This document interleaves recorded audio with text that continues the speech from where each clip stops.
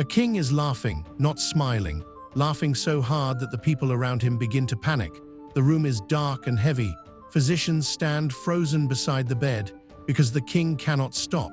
Somewhere inside that room, one terrible thought slowly spreads through everyone watching. The king may die, and according to medieval history, he did. His name was Martin of Aragon. His story begins to feel less funny the more you learn about him, because by the time of his death, King Martin was already a broken man. His body was failing, his kingdom was unstable, his family was dying around him, and somewhere at the very edge of all that pressure, all that exhaustion, all that grief, a joke finally pushed him over the edge. But to understand why Europe remembered him for centuries, you first need to understand the world he lived in, because medieval kings were not supposed to die like this. They were supposed to die heroically, in battle, in assassination plots, on horseback with swords in hand, not laughing at a ridiculous story about a deer stealing figs. And yet somehow, that absurd image became attached forever to one of the most powerful men in medieval Europe. Chapter 1. The beginning. The year was 1356.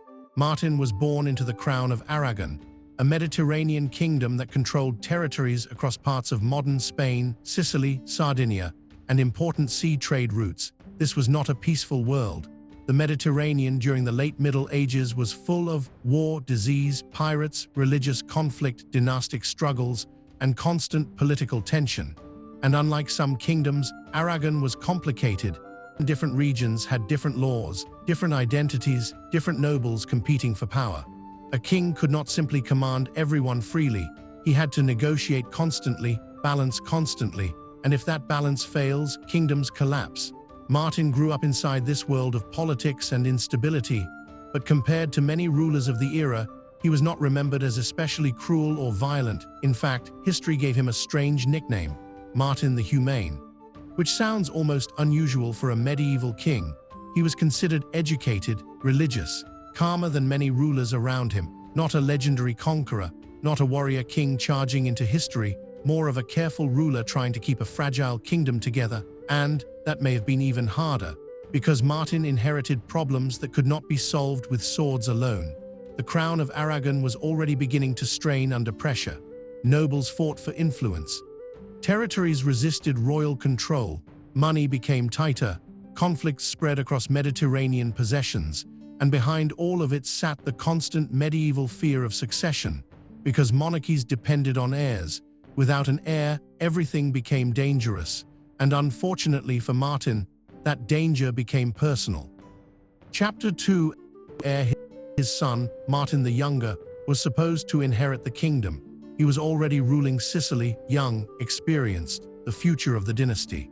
Then in 1409, he died unexpectedly after a military campaign in Sardinia, and suddenly the future of the kingdom became uncertain.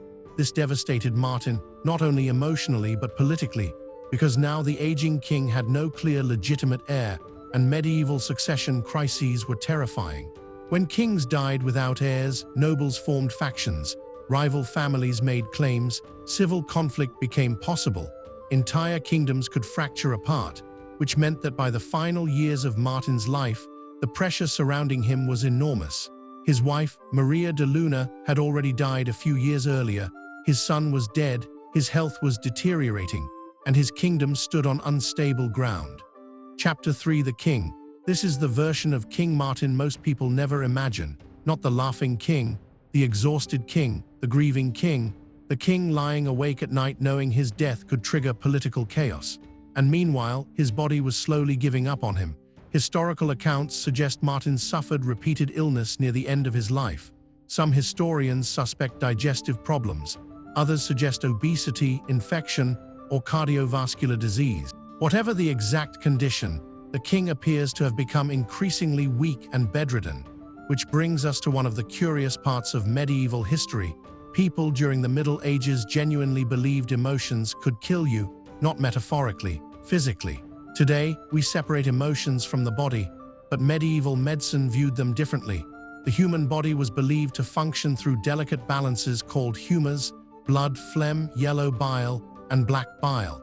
Every emotion affected those balances. Too much grief could weaken a person. Too much fear could damage health. Too much anger could overheat the body, and extreme laughter that was dangerous too, because strong laughter affected breathing, the heart, the body's internal balance. To medieval people, a sick man laughing himself into collapse did not sound impossible at all. In fact, it was believed. Now, the famous joke itself barely sounds funny today. But it was certainly funny at that time for the king. Chapter 4: His death from laughter. According to the account, one night, King Martin has just eaten an entire goose and a large meal, the usual. The king's favorite court jester, Borra, was late. Now, medieval jesters were not simply entertainers. They occupied a bizarre place in society. A noble insulting the king could lose everything. But jesters operated differently. They mocked people, imitated nobles, made fun of authority.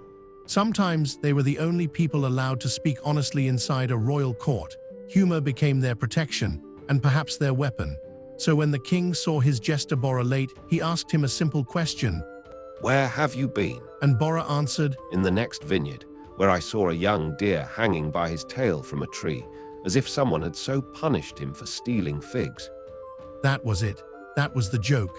And for some reason, the exhausted king completely lost control. Maybe it was stress, maybe fever, maybe the sheer absurdity of the image, or maybe after years of grief and pressure, something inside him simply snapped loose for one final moment. Because according to the story, Martin began laughing violently, until people in the room became frightened. Then, the laughter no longer sounded joyful. It sounded painful. The king struggled to breathe. His body shook. Some accounts say he clutched his stomach. Others describe severe pain in his chest. Eventually, the king collapsed back into bed, and later he was dead. Chapter 5: Today, now modern historians do not believe laughter alone killed him. At least, probably not. But that's almost beside the point. Because the reason this story survived for exactly 616 years is not because people found it funny. It survived because it felt symbolic, almost like medieval irony. A ruler powerful enough to command armies, brought down by something as small as laughter. And the older you get, the sadder the story becomes. Because deep down, most people understand the feeling of reaching a limit. Too much stress, too much grief, too much exhaustion, until suddenly something small becomes overwhelming. Not the major tragedy, not the catastrophe, just a moment, one final push. Chapter 6: Breakdown. Now, when you first hear the joke that supposedly killed a king, it sounds like nothing. A deer, a fig orchard, a punishment by the tail, and your first reaction is probably, that's it. But in the Middle Ages, this image meant something very different. Let's break it down the way a medieval mind might have heard it. A deer was not just an animal. In medieval imagination, it was something noble, graceful, almost symbolic of innocence. Now place that deer inside a vineyard. Already you have tension. Because vineyards weren't just scenery, they were property, wealth, control, and in a world where food production meant survival, stealing fruit wasn't cute. It was a crime. So when the story says, a deer stole figs, it's already bending reality, but the real humor doesn't come from the theft. It comes from the punishment, because instead of running away, instead of escaping, instead of being lost in the forest, the deer is imagined being caught, and not just caught, punished, hung upside down by its tail, like a human criminal. Now pause for a second and actually picture that. A graceful animal treated like a thief. That is the joke. And in medieval humor, that kind of absurd reversal was exactly what made people laugh. Because the joke is not the deer. The joke is the idea that the world suddenly misbehaves. So when the king heard this story, he was being presented with a mental image so exaggerated, so impossible, and so unexpectedly detailed, that his mind had no time to process it properly. And that's where laughter comes from: a tired king, a broken body, and then a deer hanging upside down for stealing figs. The human mind does what it always does when reality stops making sense. It laughs. I can go on and on more about the ideas I have here about the joke, but this is going to be too long. So I'll leave the rest to you. In conclusion, inside a medieval palace filled with flickering candlelight and anxious physicians, a tired old king may have laughed for the last time at the image of a deer stealing figs and never recovered from it again, which somehow feels less like a joke and more like one of the most human deaths in medieval history. If you want to explore more corners like this, subscribe, Seeker. Our journey starts now, and until next time, sleep carefully.